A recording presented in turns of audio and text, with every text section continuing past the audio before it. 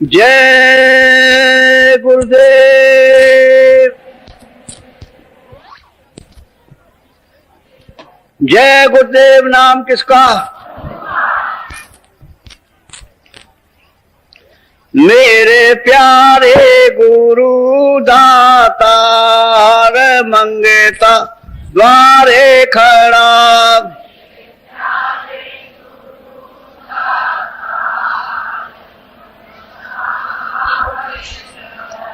मेरे प्यारे गुरु दातार मंगता द्वारे खड़ा।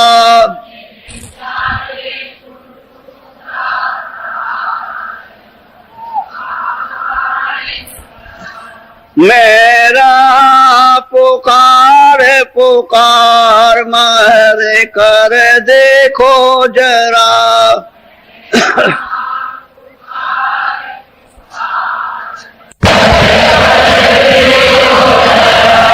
मोहि दीजे भक्ति दान काल दुख बहुत दिया।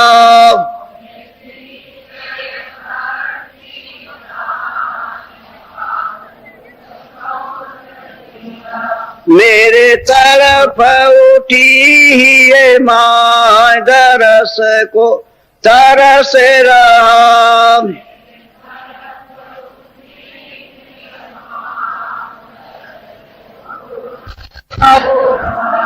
बरसा हो घटाय पार प्रेम रंग दीजे बहा।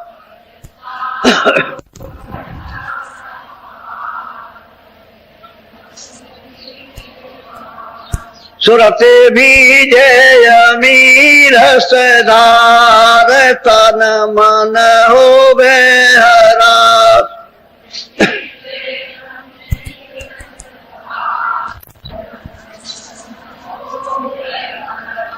मेरा जीवन सुफल होई जाई तुम गुण गाऊं सदा।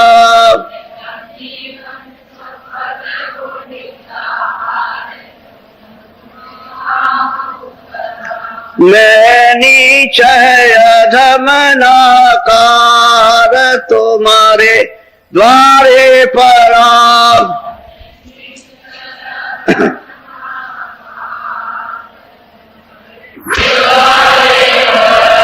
मेरी बिनती सुनो धरे प्यार घट होम गाओ दया।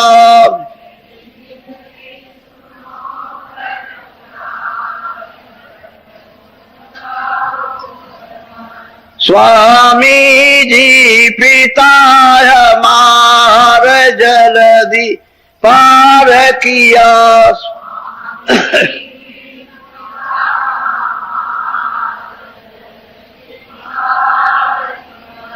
मेरे प्यारे गुरु दातार मंगता द्वारे खड़ा।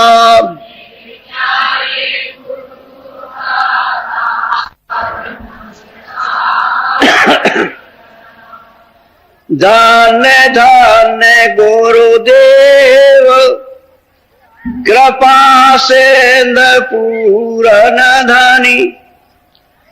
नेत करूं तुम सेव अचल भक्ति मोहि देव प्रभु। जय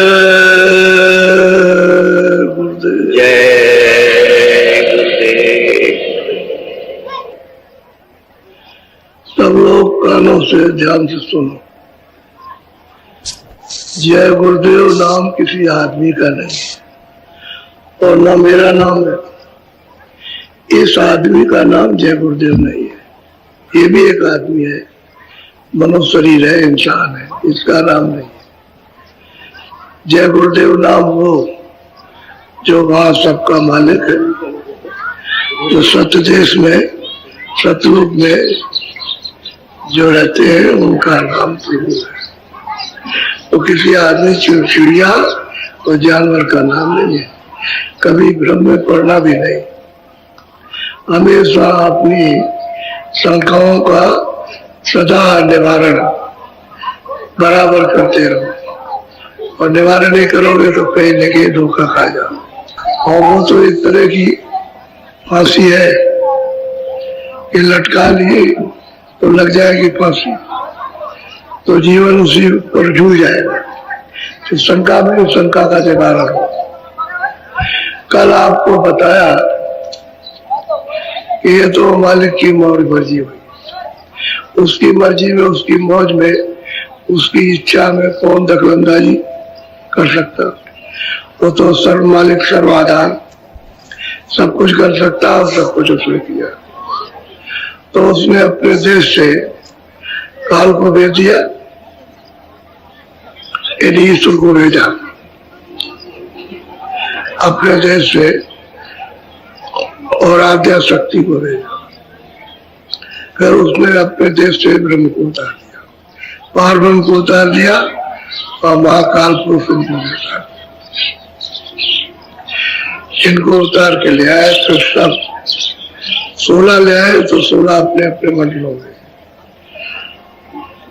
अब ये सब अपना अपना सब उस मालिक का ध्यान अखंड करने लगे कि वहां तो खेती और दुकान दफ्तर का काम है नहीं, तब उस मालिक का ध्यान कर रहे हैं। निकाल तो दिया, लेकिन वो वहीं से देख रहे हैं। उस समय तो वहीं से देखते थे और अपना ध्यान करते थे। जब तपस्या पूरी हो गई तो मालिक खुश हो गए कि भाई हमने तुमको बाहर किया और तुमने तब किया, हमको प्रसन्न किया, सेवा की,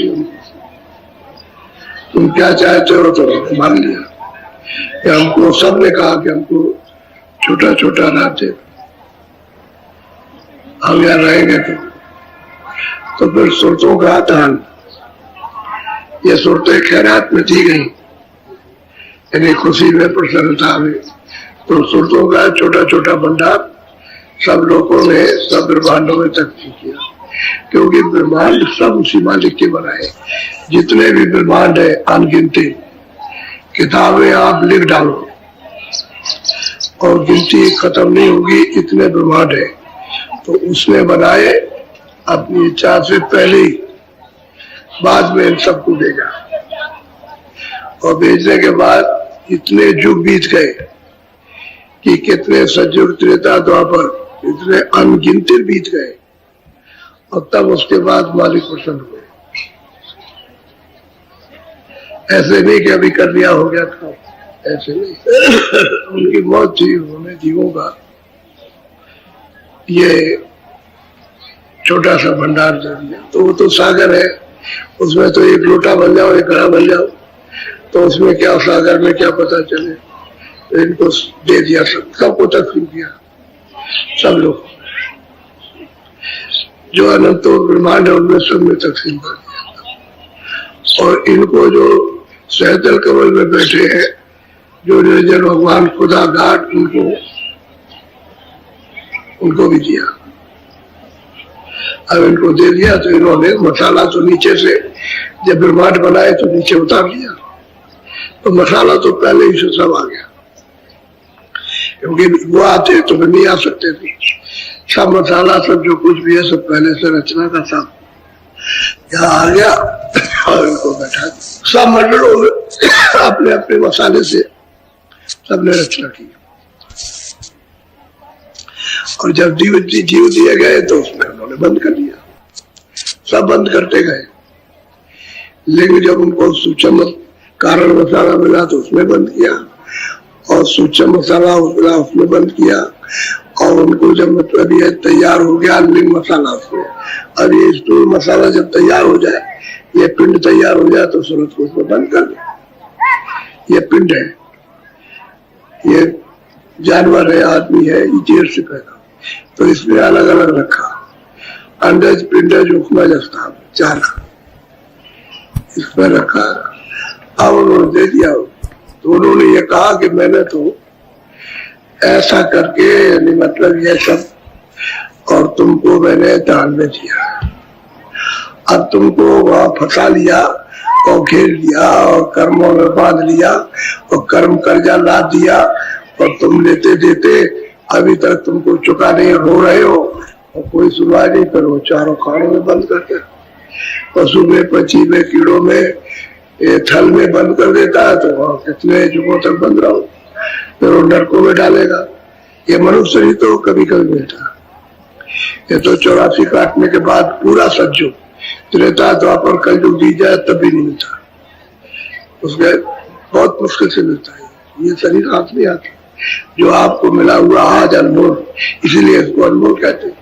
है तो थोड़े दिन का, लेकिन अमूलक चीज है आपको, इसके बराबर कोई चीज कीमती नहीं है संसार में। तो मालिक ने कुछ दे दिया। मैं ये समझाना चाहता हूँ कि आपके पास एक छोटे सा मकान होता है, एक छोटी सी जमीन होती है, एक छोटी सी जागीर है, कोई जिम्मेदार है, कोई एक छोटे स्थान का एक राजा है, वो रहता है। तो कभी जब प्रसन्न किसी से हो जाता है, अच्छा 10 बीघा तुम ले जाओ, तुम 20 बीघा ले लो, चलो तुम एक गांव ले जाओ, अब वो खुशी में दे देता है। तो गांव के लोग सब उसके अधीन हो जाते, राजा से छूट करके उसके अधीन हो गए गांव के लोग। अब वो तो उसकी खुशी की बात।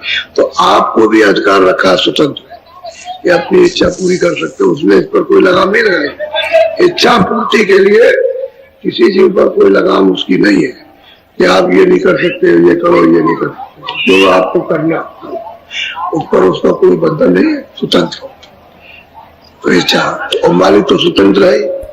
जब आपको यहाँ स्वतंत्रता मिली है, ये पाप है पुण्य जो चाहो सो करो, अब जो कुछ भी करोगे अपना अपना भोग, तो भी देवता तो भोगेगा नहीं, ये जो आपने किया वो आप ही को।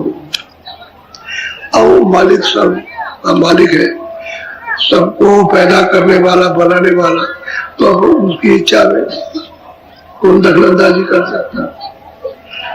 अब उन्होंने कहा कि भाई हमने तो जानबूझ के रचना की है, अज्ञान में हम समझे रचना नहीं की, जानबूझ के, और जानबूझ के काल को भेजा, और काल को जो अधिकार तीनों लोगों का दिया, तो जानबूझ के दिया उसको अधिकार कि जाओ तुम तीनों लोगों में राज करो। अब यह है कि आप उसके अधीन हो गए, अब उसने नियम बनाया तो आप उसका उल्लंघन मत करो, इतनी तो बात है। आप कुछ भी उल्लंघन मत करो। उसने कहा ये सत्य है, ये सत्य है, ये न्याय है, न्याय ये पाप है, पुण्य, तो क्यों आप उल्लंघन करते हो? उल्लंघन मत करो। अब अगर कोशिश करो तो न पाप करो न पुण्य करो, तो तुम्हारा छुटकारा हो जाएगा, तो कुछ नहीं जमा होगा। जब तुम्हारा कोई पाप पुण्य कर्म जमा नहीं होगा तो कुछ भी भोग, कोई भी भोग नहीं बनेगा, यानी प्रारब्ध बनेगी नहीं। जब प्रारब्ध नहीं बनेगी तो उसका भोग नहीं होगा, और प्रारब्ध जब कर्म बन गए तो प्रारब्ध बना दिए तो उसका भोग भोगना सीधा सीधा काम है।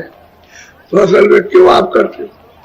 अब आप अपनी इच्छा से करते हो, हम तो यही करेंगे, तो करो, तो अपना भोगो, उसके लिए उसमें क्या। तो जीवों को अत्यंत नरकों में तरह तरह की यातना, और चारों खानों में तरह तरह की यातना, और मनुष्य शरीर में आता है तरह तरह का दुख और पीड़ा होती है, और चिल्ला रहा कोई सुनता नहीं।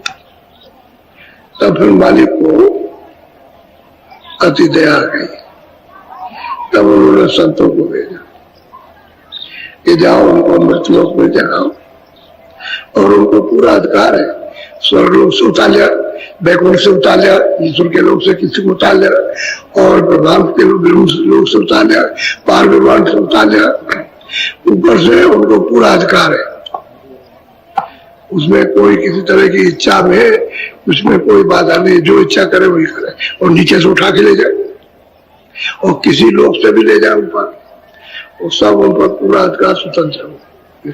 इसमें रोका टोकी किसी की चल नहीं सकती, और किसी का भी कर्म नाश कर दे वो तो उनको सब उनके पास है। तो संतों को भेजा कि जाओ उनको जाओ, उनको समझाओ बुझाओ, और उससे अपने से प्रेम करो, और फिर उनके कर्मों को तो शुद्धि करो, मन की, बुद्धि की, चित्त की, अच्छे बुरे की पहचान कराओ, और उनसे कहो कि जो अभी तक किया वो तो किया, आप मत करो। अब जो तुमने जमा किया उसकी सफाई करा लो, सफाई करा लो। तो कहते हैं कि मैं दुबिया हूं, मैं आ गया हूं धोने के लिए, मुझसे जैसा चाहो तर रूपी कपड़ा धुला लो। तो माँ पर तो सही बात है, दुबिया है, तन रूपी कपड़े को धोते, तन रूपी कपड़े में मन बुद्धि चित्त अंतःकरण जीवात्मा ये सब इंद्रिया उसको तो धो डालते, तो ये शुद्ध हो जाती। वही आंखें दुश्मन देखती, वही आंखें मित्र देखती, वही आंखें स्त्री, वही आंखें माता, वही आंखें बहन और वही आंखें चुड़ैल, आंखें वही है उसमें, तो शुद्ध हो जाती है। जब शुद्ध हो जाती है तो सब मित्र हो जाते हैं, कोई भी मतलब है बैरी नहीं रहता, कोई दुश्मन नहीं रहता। अब वहां पर सब कर सकते हैं, उनके पास सब कुछ है उनके पास। तो उन्होंने भेजा कि जाओ जीवों को जगा के उनको रास्ता बता के शुद्धि सफाई करा के और दरवाजे में बैठाल करके नाम डोर को पकड़ा के ले आओ। तो उनके हुक्म का जितने भी संत आए सब सतपुरुष के हुक्म का पालन करते हैं, और सतपुरुष सतलोक में रहते हैं, वो नहीं आते जाते, और यहाँ कभी नहीं आए। वही संत आएंगे, वो उनका ज्ञान आएगा, उनका बोध आएगा, उनकी शक्ति आएगी, उनका प्रेम आएगा, उनका आनंद आएगा, सब कुछ आएगा, वो आएगा, वो नहीं आते।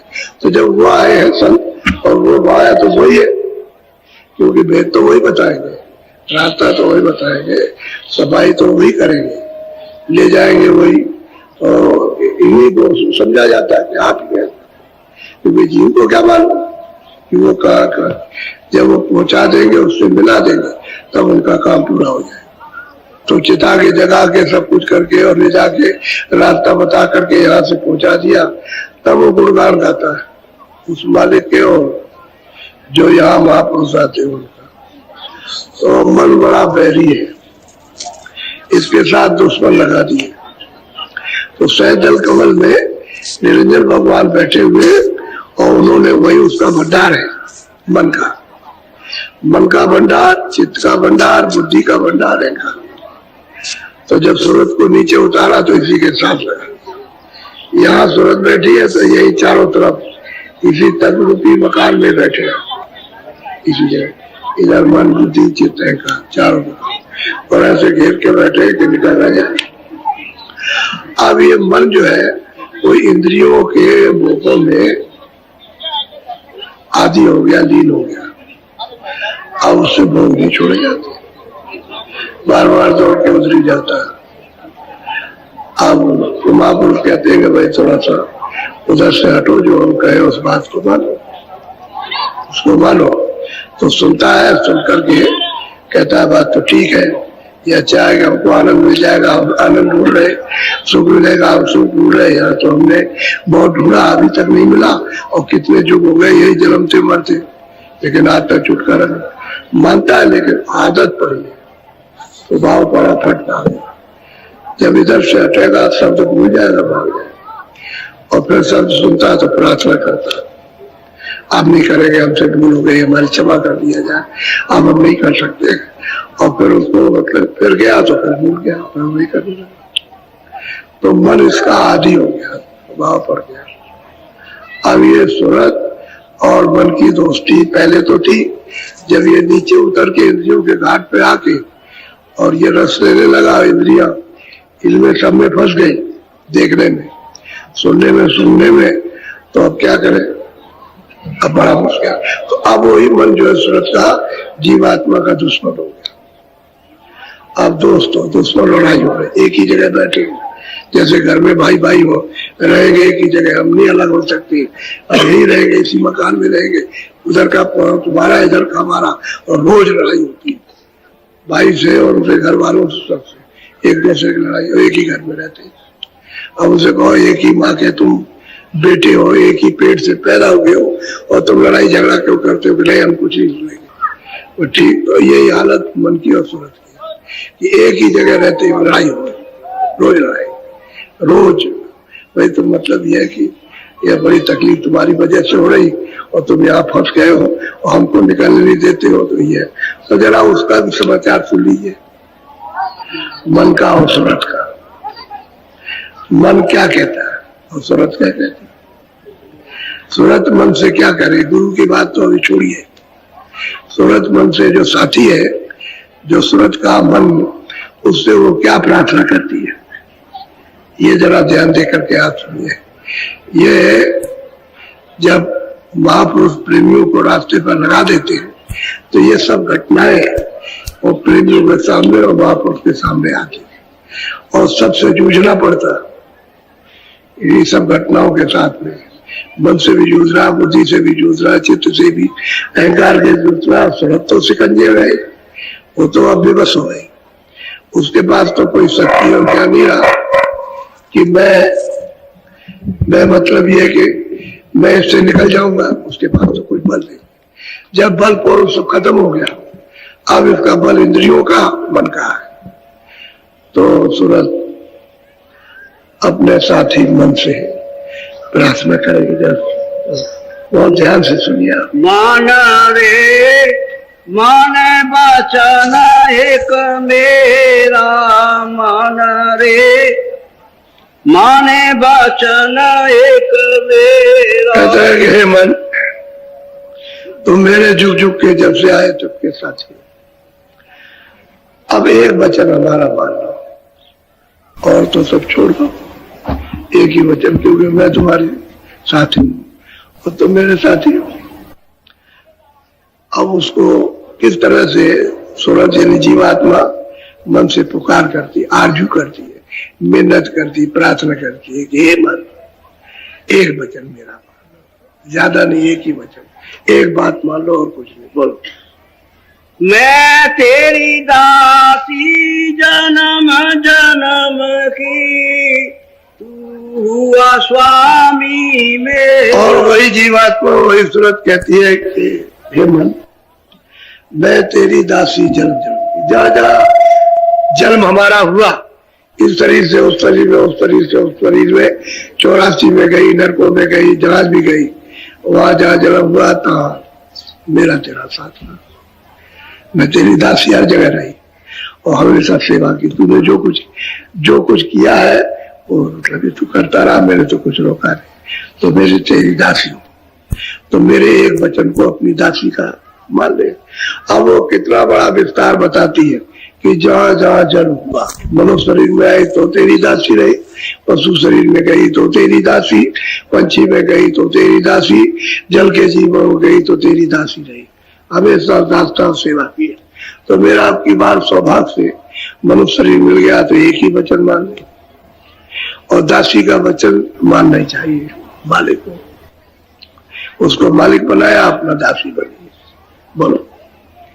तीन लोक का नाथ कहावे, तीन देव तेरा छे। और वही सूरत वही जीवात्मा उसको मन को समझाती है कि भाई तुम तो 3 लोक के मालिक थे और तीनों देवता तुम्हारे चेले थे, ब्रह्मा विष्णु महादेव। तीनों देवता तुम्हारे शिष्य थे, सेवक थे और तुम सबके मालिक थे 3 लोगों के। और जो तुम्हारा हुक्म हो जाए कोई टाल नहीं सकता। वो याद कराती है उसकी अवस्था को, उसकी शक्ति को, उसकी स्वाधीनता, स्वतंत्रता और आनंद को याद कराती है कि भाई तुम तो 3 लोग के मालिक थे, सब पर तुम्हारा हुक्म चलता था और तीनों देवता ब्रह्मा विष्णु महादेव तुम्हारे अधीन थे। बोलो। रेसे मोने सब पर हुक्म चलावे, जति सती सब घेरा। और कहते हैं कि जितने भी ऋषि मुनि, जितने भी योगी, कहते हैं सब पर तेरा हुक्म था और कोई हुक्म तेरा टालता नहीं था। हुक्म तेरा टालता नहीं था और मैं तेरी जन्म जन्म की दास हूं। तो अब की बार तो मेरा कहना मान, क्योंकि जो सेवका होती है उसको स्वामी को उसकी बात मानना चाहिए। तो मन सुन रहा है। तेरे बस सुर नर और जोगी, कोई तेरा हुक्म न। कहते हैं कि जितने भी देवता और जितने भी जोगी ऋषि, ये सब तेरे अधीन और तूने हुक्म किया कि सब लोग उस पालन करते, कोई हुक्म टाल नहीं सकता। जो कहा वही किया। तेरी ये महिमा, ये तेरी पहुंच थी, ये तेरी शक्ति थी तो मतलब है कि ऐसा था, ये हालत तेरी थी। और तो 3 लोग का मालिक था, तेरा हुक्म सब पर था। बोलो। जिस चाहे तिस जगत फसावे और चाहे तिस करे। अब वो सूरत कहती है जीवात्मा के मन, ये दोनों यही आगू के सूरत के साथ ही बैठे हुए, कहते हैं जिस चाहे तिसको जगत में फंसा दे तू, और जिसको चाहे उसको तू निकाल दे, पार कर दे। कहते हैं भाई तेरी तो महिमा ये थी। अब मतलब ये है कि तो इस दासी का एक बात ही तो मान ले, ज्यादा नहीं, वो एक बात बनाना चाहती है, और उसको पूर्व की याद, जब वो वहां पर 3 लोग का मालिक था, जब भंडार में था तो 3 लोग का मालिक था। और वहां से जब नीचे उतार दिया गया, वो भी बुद्ध रूप में उतार दिया। जैसे सूरत बुद्ध रूप में उतर के आई, ऐसे वो भी उतार दिया। तो उसको पूर्व की स्थान की याद दिला रही, उसकी शक्ति और ज्ञान और उसके हुक्म की देख। तो इस तरह का 3 लोग का मालिक था, और सब पर तेरा अधिकार था, कोई टालता नहीं था। और अब तो कोई सुनता नहीं। बोलो। ऐसी महिमा सुनी तुम्हारी, ताते तुम पे करूं। अब सूरत कहती है कि भाई मैंने ऐसी महिमा हमने सुनी है, इसलिए मैं तुम पर निहोरा करती तुमसे कि एक बात मेरी मान लो, मैं आपकी दासी हूं और आप मेरे स्वामी हो। मैं तो आपके हुक्म को कभी टाले नहीं, जो आपने चाहा वो किया। हमें तो बाधा पहुंचा ही नहीं, तो हम तो आपकी सेवका है। तो हमने ऐसा सुना है, ये सूरत, अगर तुम मन को साथ ले ले, मन को साथ ले ले और अपने स्थान पर पहुंच जाए, तो सब पर हुक्म उसका होगा। जो हुक्म करेगा सब पालन करेंगे उसका। ऐसी तुम्हारी हे मन महिमा तुम्हारी है, हमने सुनी है। तो किससे सुनी है वो भी बता नहीं रही कि हमने ऐसी महिमा सुनी। बोलो। ऐसी महिमा सुनी तुम्हारी, ताते तुम पे करूं। कहते हैं जब तुम्हारी इतनी बड़ी महिमा, ये 3 लोग के मालिक थे, सब पर हुक्म देवी देवता ऋषि मुनि योगी जति सती सब पर था, तो मैं इसलिए तुमसे निहुरा नहीं प्रार्थना कर रही कि हमारा एक वचन मान लो और मैं तुम्हारी दासी। विनीत विनम्र यानी होकर के, दीन होकर के, दुखी होकर के मन से प्रार्थना करती है कि हमने ऐसी महिमा सुनी है और हमारा एक वचन इस दासी का मान लो, और ज्यादा कुछ नहीं, एक ही वचन। हाँ बोलो।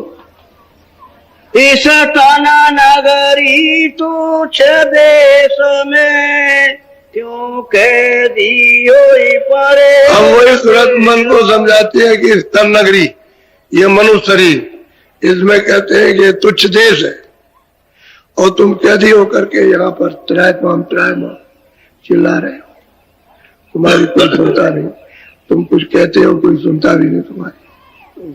अब कैद खाने में आ गए। अभी मनुष्य शरीर कैद खाना है, अन्य शरीर तो कैद खाना है ही, लेकिन ये भी कैद खाना। रंग नगरी और तो चुजे, यानी कुछ भी देश नहीं, उजाड़ देश है, इसमें कुछ भी आनंद नहीं है, और यहाँ कैदी होकर के मतलब पड़े हुए हो इस बंधन में।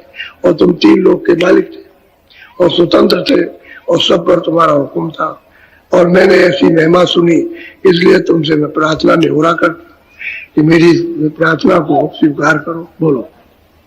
सत्य गुरु मोसे का वचन एक, मन को संग ले चलो सबे। कहते हैं मुझसे सदगुरु ने कहा कि सूरत तू मन को अपने साथ कर ले, तो तू घाट पर आके बैठी मेरा, तो और उधर सवेरा हो जाएगा, उधर अंधेरा तो है नहीं। घाट पर जो बैठी, ऊपर की तरफ जो इसने आग की, घर की तरफ जहाँ तेरा घर है वापिस जा सकता। मन को साथ ले तो वहां पर पहुंचेगा, और जब अपने भंडार में घर में पहुंच जाएगा तो 3 लोग का मालिक हो जाएगा, सब पर वही हुक्म चलेगा। बोलो।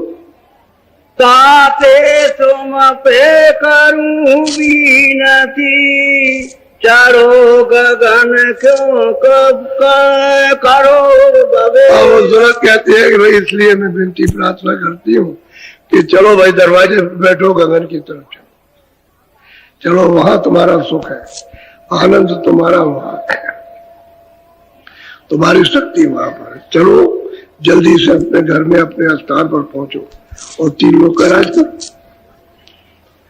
यहाँ तो परदेश है, तुच्छ नगरी है, तुच्छ देश है, यहाँ कहीं भी आनंद आप तुमको नहीं मिलेगा।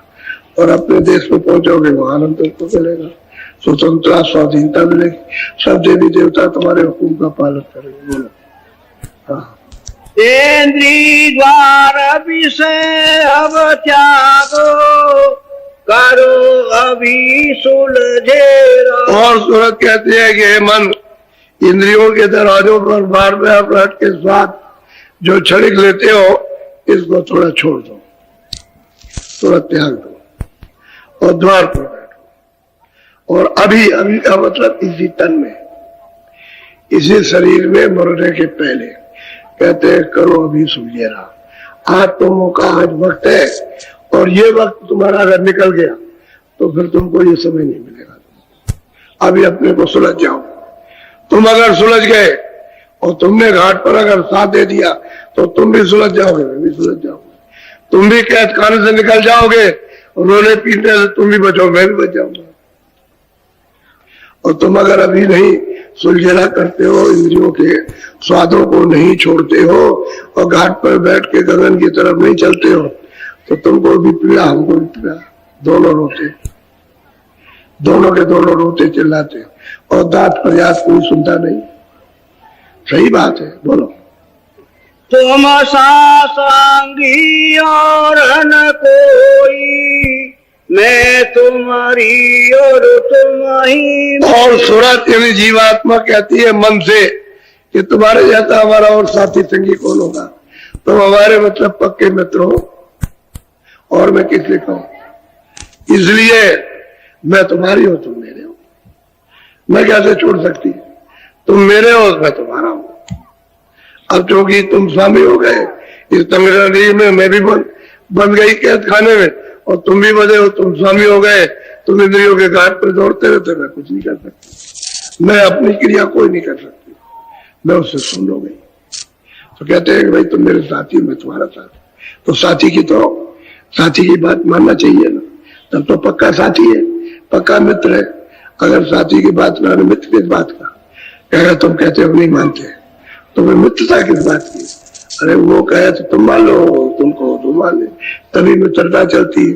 और वो अपनी हटबाजी कहेगा, अरे कहेगा ये मित्र नहीं है, ये तो मतलब धोखेबाज है, अपनी बात करता हमारी नहीं सुनता। असली बात तो ये, तुम जाती हो हमारे, मैं तुम्हारी हूँ। आपकी मेरी प्रार्थना, मेरी विनती जो है उसको आपकी मान लो। इंद्रियों का साथ थोड़ा ढीला कर दो, छोड़ दो और घाट पे आकर के बैठ जाओ, ऐसा सदगुरु ने मुझसे कहा, ताकि मन को साथ लेना। तो मैं निवरा कर रही हूँ, प्रार्थना कर, बोलो। मोज दासी का कहना मानो, गगन मंडल चढ़ बांधो। अब सूरत कहती है कि मुझ दासी का ये मन तुम कहना मान लो, और मेरी प्रार्थना पर तुम जरा सा यानी घाट पर बैठ करके गगन मंडल की तरफ कहते हैं चलो, डेरा कहते हैं स्थान, अपने डेरे पर पहुंचो, अपने स्थान पर, अपने देश में पहुंचो जहां से तुम आए हो, जहां तुम्हारा राज चलता है सब लोगों के ऊपर में। तो तीनों को लोग 14 भवन, 14 बैकुंठ, और मतलब ये लोग और वो सूक्ष्म लोग, इन 3 लोगों के राजा। कहते तुम गगन मंडल में चलो और तुमको अपना डेरा मिल जाएगा, अपना स्थान। और फिर देखो वहां से तुम चला गया। इस नगरी में फंसे हुए हो, तुम भी मार खा रहे हो, मैं भी मार खा रही हूँ, मुझको भी कोई सहारा नहीं मिलता हो, तुमको भी कुछ नहीं मिलता, और मैं तो कुछ कर नहीं सकती हूँ तुम्हारे बगैर। और तुम इंद्रियों के घाट पर रस लेते हो और तुमको मिलता नहीं तो भागते फिरते हो। लेकिन सतगुरु ने ये बात बताया कि ये सूरत अगर मन को साथ ले लिया और घाट पे आके बैठ गई, गगन की तरफ चढ़ गई, तो काम तेरा और उसका दोनों का बन जाएगा। तो सतगुरु ने ये बात हमको सुनाई तब हमको ये पता चला है कि मन तीनों लोगों का मालिक है। बोलो। जैसे थे तैसे फिर हुई हो, क्यों दुख सुख यहाँ सहो। कहते मृतलोक में यहाँ दुख तो क्यों घनेरा, यानी अत्यंत ज्यादा दुख तुम सहन करते हो। तुम जैसे पहले थे वहां, और जब वहां से यहाँ आए और तुमने अपना सुख और अपना मतलब है कि धाम उसको छोड़ दिया, अपना आदेश, और यहाँ करके तुम गिर गए। अब दूसरे के उसमें चल रहे हो, दूसरे के हुक्म में, और जो चाहता हो तुम्हें मारता पीटता हो, तुम कुछ नहीं कर सकते। इसलिए तुम मेरी प्रार्थना को मानो। अब बहुत प्यार से समझा रहे, इसमें प्रयोग कह दियो। और यहाँ तुमको कुछ मिला नहीं, तुम बहुत दौड़े, राजा बने, रैयत बने, ये बने, वो बने, तो तुमको कुछ मिला। अब ऐसे कितने शरीर धारण किए, इस शरीर में रहे, फिर खानों में जाओगे, वहां रोते चिल्लाते, कोई काटेगा पीटेगा, नरकों में जाओगे, चढ़ यातना देगा, तो तुमको कुछ चलो जल्दी से, आप मेरी बात को मान के चढ़ो, गगन में चलो, जैसे तुम पहले थे वैसे हो जाओगे। यहाँ तुच्छ देश में क्यों दुख सुख ज्यादा तुम सहते हो, क्यों रोते हो? बोलो। साते गुरु पूरे भेद बताया, मन को संग लेकर घर पे। अगर सदगुरु पूरे ने ये भेद बताया कि सूरत मन को साथ लेकर अगर तू चल पड़ेगी तो ये तो अपने डेरे पहुंच जाएगा, तो अपने घर में चली जाएगी, इससे निकल जाएगी। इसलिए तो मन को साथ ले ले। और ये रोज आपको बराबर सत्संग में 2 वर्षों से चिल्ला रहे कि भाई मन को थोड़ा सा 2 मिनट, 4 मिनट, 10 मिनट, 5 मिनट रोक करके उस समय रखो। जब घाट पर देखने के लिए बैठो, सुनने के लिए, जब भजन ध्यान करो तो ऊपर की तरफ इनको रोक करके सूरत के साथ, ताकि वो कानों से अपना काम करने लगे, रख से काम करे और उसको आधार मिलने लगे, शब्द का, नाम का, देखने का आधार मिले। तो ये तो तुम्हारा मन जब भजन ध्यान पर बैठोगे तभी भाग जाएगा। इससे ये मालूम होता है कि तुमने प्रार्थना नहीं की अपने मन से, और तुम प्रार्थना करते होते तो सुनवाई होती, सुनवाई। ये तो रोते, तड़पते रोते, जब रोते तभी यह झपट में आकर के कुछ नहीं भागता, एकदम से चुप हो जाता है। जब विरह की झपट में आता है तो ये कुछ नहीं कर सकता, कोई चीज याद नहीं रहती। जैसे माँ बच्चे की विरह में रो रही, चीख रही है, उसको तकलीफ में मन कुछ नहीं करेगा। किसी आदमी को कोई तकलीफ या कोई नुकसान हो गया तो उसमें तड़प में, घबराहट में हुआ तो फिर मन कहीं नहीं जाता। इसी तरह से विरह में जब विरह उठती है और तो दरवाजे बैठ जाएगा, और सूरत का साथ दे दे, विरह से काबू में आ जाता है। ये जल्दी से जल्दी काबू में आता है। जितना ही रोए, जितने अंदर चिल्लाए, और जितने उसको प्यास और भूख लगे, उतना ये काबू में रहेगा। और जरा सा ढील दी ये फौरन इंद्रियों के दरवाजों पे चला जाएगा। बोलो। मैं हूँ सूरत पारी बस तेरे, बिन तुम मदद शब्द नहीं है। अब वो सूरत कहती है मैं सूरत हूँ, और हे मन तेरे बस पड़ी हूँ, और तेरी बगैर मदद के मैं शब्द नहीं छाट सकती, शब्द को नहीं पकड़ सकती। क्योंकि जैसे ही मैं घाट पर बैठती हूँ तो भाग जाता है। तेरी मदद अगर मिल जाएगी तब तो मैं शब्द को छाट लूंगी, पकड़ लूंगी, और शब्द मेरे हाथ में आ गया, मैंने पकड़ लिया, उसको सुना, तो धीरे से फिर यह है कि जब वो शब्द को पकड़ लेगी तो उसमें ताकत आ जाएगी, ताकत का संचार हो जाएगा। जब ताकत आएगी, आधार मिल जाएगा उसको, तो फिर नहीं भागेगा। क्यों? कि उस ताकत में, उस शब्द में आनंद है, उसमें आनंद है, और प्रेम का स्रोत और अमृत है। जब उसको ठंडक मिलेगी, आनंद मिलेगा, तो ये मन इंद्रियों से हट जाएगा, हट जाएगा। तो तेरी अगर मदद मिल जाए तो मैं शब्द को पकड़ लूंगा, शब्द की खोज कर लूंगा। शब्द तो आ ही रहा, सब तो बराबर आ रहा, सबके घटों में, जितने भी मनुष्य बैठे सब घटों में हो रहा। लेकिन अब ये उससे सूरत अलग हो गई, डोरी छूट गई, शब्द की डोरी छूट गई जो पड़ी है, और वो तो गुंजार बांध कर रहा है चारों तरफ। वो तो वैसे ही बोल रहा है एक रफ्तार से, उसमें कोई कमी नहीं। अब ये मन मदद दे दे सूरत को साथ देते थे, मतलब घाट पर बैठ के और उसको परख ले, पहचान पकड़ ले। तुम्हारी मदद के बगैर हम कुछ नहीं कर सकते, इसलिए मैं तुम्हारी दास हूं और मेरी एक ही बात मानो। बोलो। जो ये कहना न मानो मेरी, तो 84 करे बसे। कहते हैं सूरत, हे मन, सूरत कहती है कि हे मन, अगर तुम मेरी प्रार्थना नहीं मानते हो तो हम तुम दोनों चलेंगे 84 का, चारों खानों का अब फेरा करेंगे चल के, क्योंकि कर्म तो कोई अच्छा बना नहीं, तुमने कोई अच्छा कर्म किया नहीं। कूद कूद करके इंद्रियों के दरवाजों पर बैठ करके तुमने कराया तो सब गंदगी लग गई। तो कर्मों का मतलब ये ब्याज और मूल उसको तो देना ही पड़ेगा। तो चलो हम तुम दोनों चले 84 का फेरा करेंगे, और रोएंगे चिल्लाएंगे।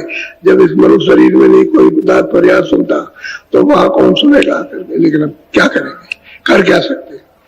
तो ऐसा मतलब यह कि सूरत ने सदगुरु से सुना। बोलो।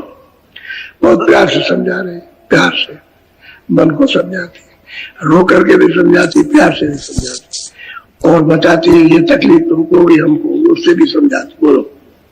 अब तुम दया करो मेरे ऊपर, सोने बेनती खोजो धुन। कहते हैं, सूरत कहती है कि हे मन, तुम मेरे ऊपर कृपा दया कर दो और तुम मेरा साथ दे दो, घाट पे हम तुम बैठ जाए, और फिर यह है कि तुम भी हम भी दोनों उस धुन को खोज ले, उस धुन को पकड़ ले, क्योंकि मन भी तो उसी से पकड़ के उतरा है।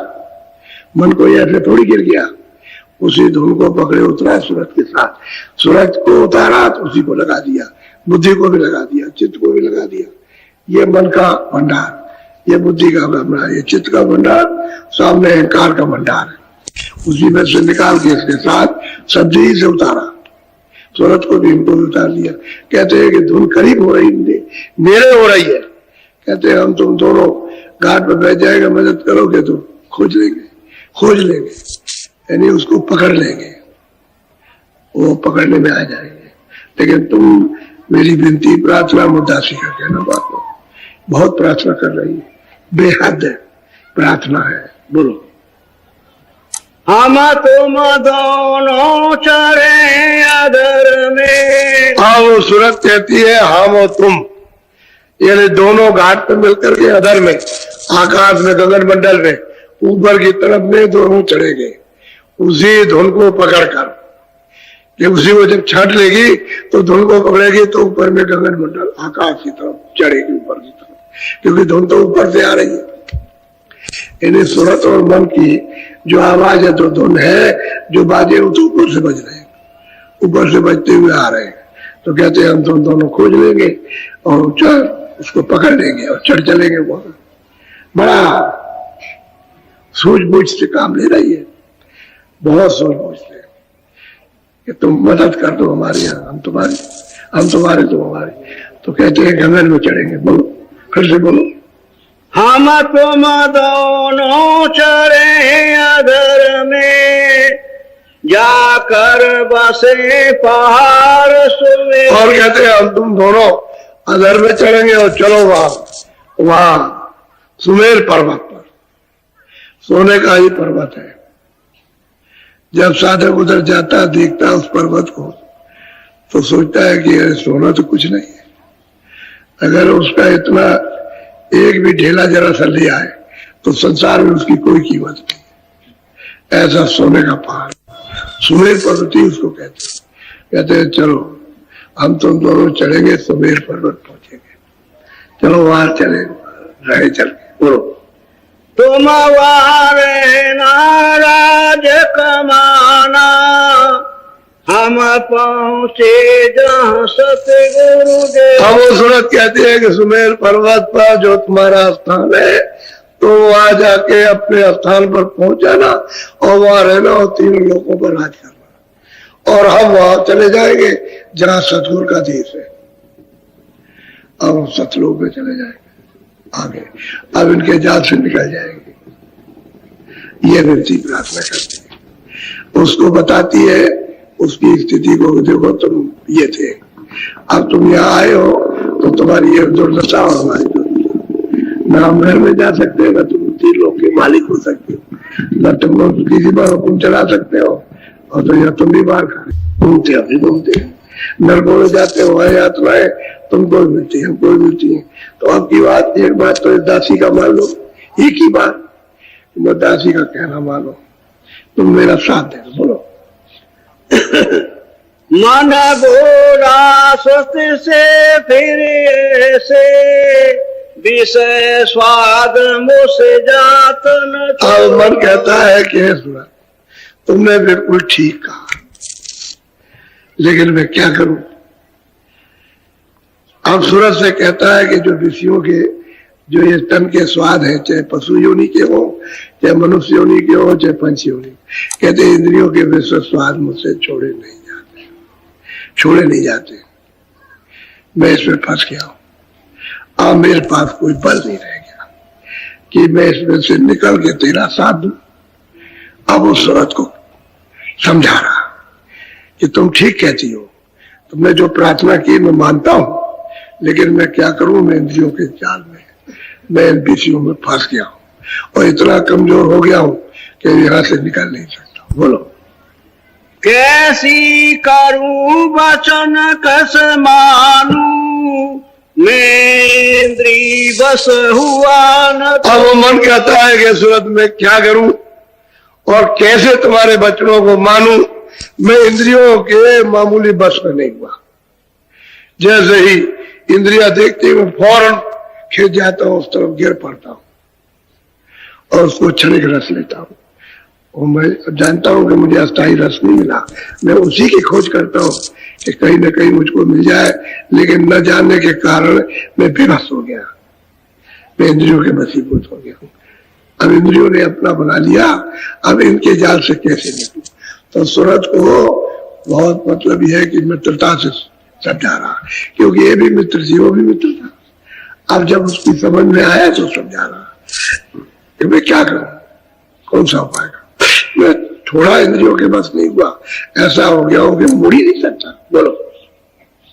बल पौरस में सब ही हारा, अब इनसे मेरा चल। अब मन कहता है कि हे सूरत, तुम्हारे बच्चों को कैसे मानूं, मेरा बल पौरुष जितना भी था सब में हार गया। अब मैं इनके जाल से निकल नहीं सकता, इन्होंने चारों तरफ से मुझको घेर लिया। मेरे पास न कोई बल है और न हमारे पास कोई चारा है कि मैं इनसे निकलूं, मैं इनके बस ही बोलते। अब कहते क्या करूं सूरत, तुम ठीक कहती हो कि मेरा कहना मान लो, और अब मेरी स्थिति आ रहा कि मैं ठीक 3 लोग का मालिक था, लेकिन अब यहाँ आकर के फंस गया, तो कैसे निकलूं। अब सूरत को बता रहा अपनी स्थिति, अपनी कमजोरी, कि मैं कहां फंस गया हूं। बोलो।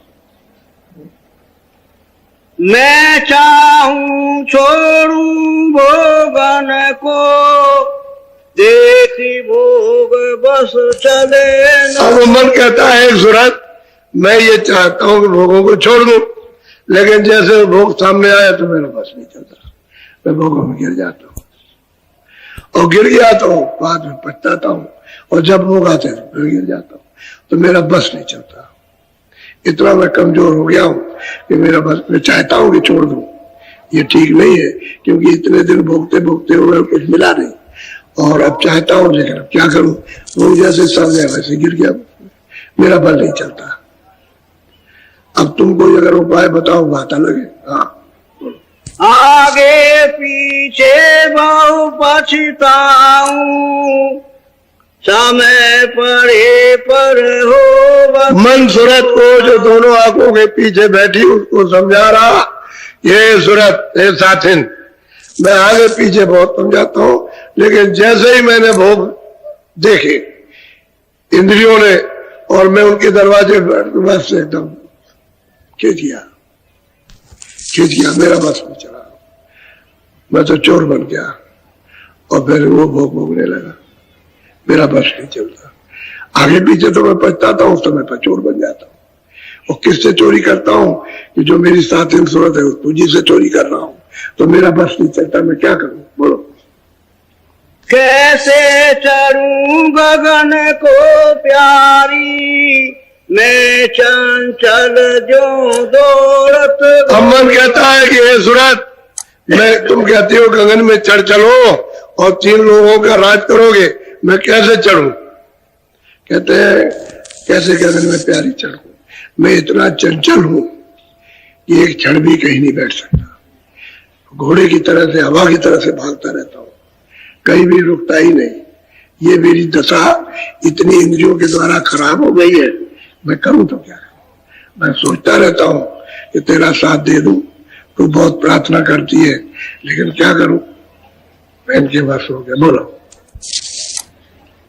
ताते तो से कहूं वचन जतन में, चाले साथे गुरु पे करो। अब मन कहता है ए सूरत, ए साथी ने प्रेमी, मैं तेरी बात नहीं मान सकता हूं, लेकिन एक तुझको जतन बताता हूं।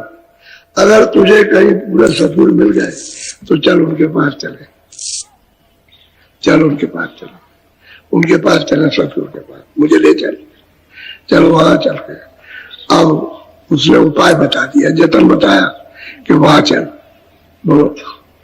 शरण पड़े अब मिल कर हम तुम, करे सत्संग होई कुछ।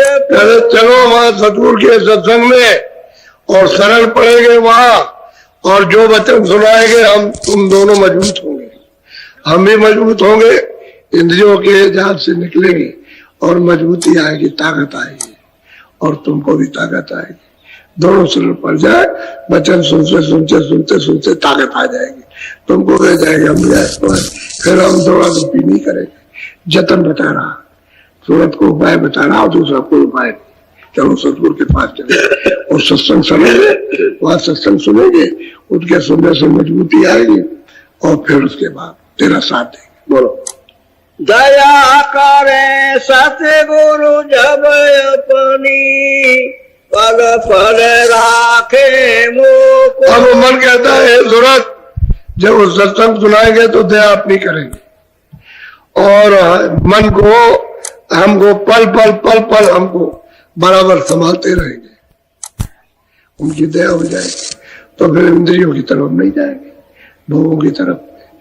उनकी दया, उनकी ताकत जब मिल जाएगी और बल हमको मिलेगा तो फिर इंद्रियों के हम घाटों पर नहीं गिरेंगे, और इंद्रिया फिर हमको पास नहीं सकती। तो तू सत्संग में तो चल, तुमने अगर सुना है मेरी महिमा को तो मैं तुझे भी बता रहा हूँ, तू चल सत्संग, तो उनकी दया मिलेगी। सत्संग सुनेंगे दोनों सुन करके खूब मजबूत हो जाएंगे, शरण में पड़ेंगे चल के हम दोनों, और फिर वो अपनी दया मेहर करें। क्यों? उनकी दया मेहर का भी तो ज्वार भाटा चलता है, हमेशा नहीं ज्वार भाटा होता है। ज्वार भाटा तो उसमें जब ज्वार भाटा चलता है तो जो खड़े रहते हैं इंतजारी में बड़े बड़े स्टीमर, वो सब के सब लदे हुए फिर चले जाते समुद्र में। ऐसे ही दया का ज्वार भाटा, अगर घाट पर हम लोग बैठते रहे तो ज्वार भाटा आता है, बस एकदम उठा के ले जाएगा। और तुम किसी और काम में लगे, घाट पर आया तो वहां तो कोई यही नहीं, बैठा ही नहीं, तो मतलब वो तो धारा है, वो तो धारा है अथाह सागर की, तो वहां जब हो ही नहीं तो ले किसको जाएगा? जो बैठा रहेगा उसको ले जाएगा। बोलो।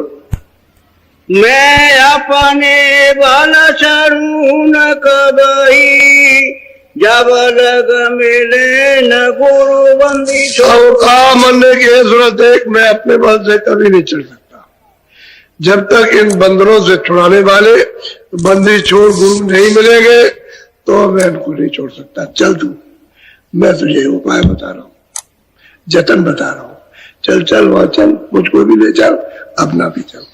चल वहां सरल पड़ेंगे गुरु की सत्संग में, और सत्संग सुनेंगे खूब अच्छी तरह से, तब उनकी दया हो जाएगी। और तू चाहेगी मैं प्रार्थना सुनूं तो मैं अपने बल से तो कुछ नहीं कर सकता, तेरी प्रार्थना कुछ नहीं, तो जब मुझे बल मिलेगा तब मैं तेरी प्रार्थना सुन लूंगा। तो चल वहां वो दया करेंगे। बोलो।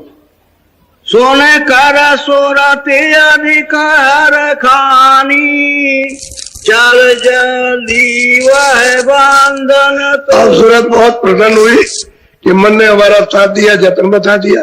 वो तो ये चाहती थी ये वहां चला चले वहां, क्योंकि उसी से तो सुना था, अरे गुरु से ही तो सुना था ये मन इस तरह का है, ये 3 लोग का मालिक था, अब यहाँ पिटाई हो रही तो इसको साथ ले ले। तो अब उसने जतन बता दिया, चल तू भी शरण में गिरना, मैं भी गिरूंगा और सत्संग सुनूंगा, फिर सुन सुनकर मजबूत होगा और सत्संग में उनकी कृपा हो जाएगी और उनका जब बल मिल जाएगा या तो इंद्रियों के हम भोगों को छोड़ देंगे और तेरा साथ देंगे। अब सूरत प्रसन्न हो गई, कहा चल चल जल्दी चल, तो ले गई सतगुरु के पास, वहां जाकर के हाजिर कर दिया। अब दोनों शरण में जा गए और गिर करके अब सत्संग रस लेते हैं, सत्संग सुनते हैं, रस लेते हैं, अब प्रार्थना करते हैं, रास्ता बताए तो रास्ता, दोनों मिल करके भजन करते हैं और दया लेते हैं, भजन करते दया और सत्संग सुनते हैं। इस तरह से इनका छुटकारा। अब दोनों प्रार्थना अपनी अपनी जगह कर रहे हैं। सूरत में मन से की, वो मन सूरत से करता और यतन बताता है कि हम अपने बात से कुछ नहीं कर सकते, हम इंद्रियों के भोगों को छोड़ ही सकते, हमारे पास कोई किसी तरह की ताकत नहीं कि इनसे निकल जाए। चलो उपाय बता रहे, ये उपाय बताया उन्होंने। ये बात सत्य है कि जब तक बंधन से, कर्मों के बंधन से छुड़ाने वाले बंदी छोड़, जब तक गुरु नहीं मिलेंगे पूरे, तब तक ये जीव अपने घर में उस अमर पद में नहीं जा सकता। उसमें अब यह है कि वो मिलना चाहिए, अब खोज करनी चाहिए तो मिल जाएंगे कहीं ना कहीं। अब खोज करोगे तो मिलेंगे, क्योंकि जब होते हैं तभी कहा जाता है और जब नहीं होंगे तो कहना बंद हो जाता। फिर महात्मा कुछ नहीं कहते, तो है तो कहते हैं खोज करो कहीं ना कहीं मिल जाए। अब यह है कि सत्संग में पढ़ते चलो, अपने को मदद मिलेगी, दया होगी, समझ गए, आपका इंद्रियों का घाट मिल जाएगा, परमार्थी घाट मिल जाएगा। अब घाट पर बैठ जाओ तो काम बने। अब इस तकलीफों से चारों तरफ से घिर गए हो, कोई कुछ कहता, कोई कुछ कहता, कोई कुछ कहता। अरे मेरे पास सब किस्म के लोग आते हैं, यानी बड़ी से बड़ी जगह के और छोटी से छोटी जगह के, यानी छोटे से छोटे, जिनको आप समझते हैं कुछ नहीं वो, और जिनको आप समझते हो ये सबको सब कहते शांति नहीं मिलती है, कहीं आराम नहीं है, सुख नहीं मिलता है। साते घोरो शरण गई अब दोनों, भारे भारे पीवत अमीक। अब कहते हैं कि सतगुरु की शरण ली, सत्संग सुना और दया उनको मिली। कहते हैं कि दोनों अब भजन में बैठते हैं, अब दोनों के दोनों गगन में चढ़ते हैं। अब वेद कहते हैं कि अमृत कैसे पीते, जैसे कटोरे में भरा पीने लगे, बड़ा मीठा अमृत है। लेकिन वो यहाँ तो सर्दी है, इंद्रियों के दरवाजों पर उस अमृत की सर्दी, जैसे पहाड़ों पर बर्फ रहती है तो उसकी सर्दी आती है, जाड़े में गर्मी में भी आ जाती है, वहां की सर्दी आ गई, तरफ चपचा गई। ऐसे ही अमृत की सर्दी, उसी का एक छड़े काल इंद्रियों। और कहते हैं हम तुम दोनों गगन में जब उनकी मदद दया लेकर के सत्संग सुन के चढ़ते हैं तो फिर वही अमृत अब पीते। तो इंद्रिया आप क्या करेंगे? इंद्रिया आप कुछ नहीं कर सकती। क्यों? वो तो जो इंद्रियों के घाट पे बैठ के जो रस लेते थे कुछ नहीं, वो तो फीका कड़वा था, और वो तो मीठा। ऐसा मिठास तो संसार में है ही नहीं है जो शब्द में, जो शब्द के द्वारा अमृत उतर रहा, जो चू रहा उसको खूब पीते दोनों और खूब बलवान, तभी तो पार जाएंगे। और पार कैसे? बोलो। दोनों मिलकर चढ़े गगन। अब दोनों मिलकर घाट पर बैठ करके इधर गगन में चढ़ते। अब गगन में तो खुले हुए मंडल है, खुले हुए लोग हैं, उधर तो मतलब खुले रोशनी है, उधर तो अंधेरा है ही। अंधेरा तो इधर है, सोने में भी अंधेरा, जागने में भी अंधेरा। अज्ञान तो इधर है, उधर तो उजाले उजाला, क्योंकि उधर तो सूरत की दृष्टि है, तीसरी आंख है, और इधर अंधेरे की दो आंखें शरीर की। तो ये अंधेरा, उधर उजाला। उधर में सब चीजों का बोध होता है, आत्म बोध, परमात्म बोध, ब्रह्म का बोध, व्यापार का बोध, उधर सब बोध वो चैतन्यता का बोध, ज्ञान होता जाता। बोध कहते हैं ज्ञान, सच्ची चीज को जानना, उसको कहते हैं ज्ञान। और ये असत्य, इसके लिए तो बुद्धि है, असत्य के लिए बुद्धि, ये सत्य है असत्य, उसके लिए बुद्धि दी गई कि ये सत्य है। तो तुम जान ही नहीं पाए कि मनुष्य शरीर असत्य है। इसको क्या समझते हो? सत्य भी तो रोते हो, तभी कहते हो मेरा है झूठा। कहता बच्चा मेरा, स्त्री मेरी, पति मेरा, ये मेरा, वो मेरा, तेरा मेरा। अभी हुक्म आ जाए सबके बीच में बैठा और हुक्म आ जाए और बस एकदम से चिल्ला पड़ेगा, गिर पड़ेगा और कहेंगे अरे भाई देखो देखो, बोलो, सुनो सुनो, कुछ कहो कुछ कहो, कुछ नहीं, बस सब बीच में चले गया, तेरा फिर वो रोते रहेंगे सबके सब। झूठा ना था, ये मेरा वो मेरा, यही वासना लेकर के इंद्रियों के जाल पर इसके मकड़ी की तरह से जाल फैल जाते। बस फिर आप उसी में घूमते रहो, उसी जाल पर, उसमें घूमते रहे, 84 नरकों में चले जाए। ऐसा जाल बिछा रखा, आपका यहाँ कुछ नहीं, ये शरीर आपका नहीं जिस पर रहते हो, ये तो किराए का खोल है, खोल है खोल, इसको पर्दा कहते हैं। इसमें से सूरज निकाल दी तेरे सामने, मिट्टी हो जाएगा, जला करके राख तेरे सामने कर देंगे। अपना कुछ नहीं, हम भी तो जलाए जाएंगे। अरे वे भी तो किराए का मकान है, ये हमको भी तो जाना है। तो तुमसे ये कहे तुम रहोगे, जब हम कह